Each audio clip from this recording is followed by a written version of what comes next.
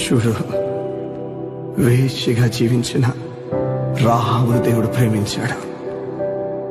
విడిచిపెట్టి వెళ్ళిపోలేదు, కానీ ఆమె చరిత్రనే మార్చేశాడు.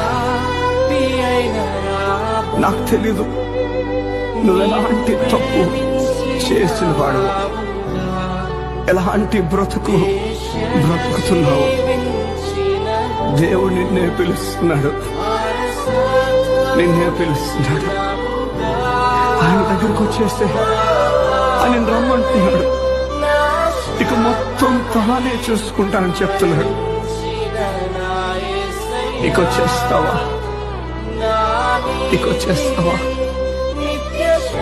నీ చరిత్రనే మార్చేస్తాడు. Download ShareChat.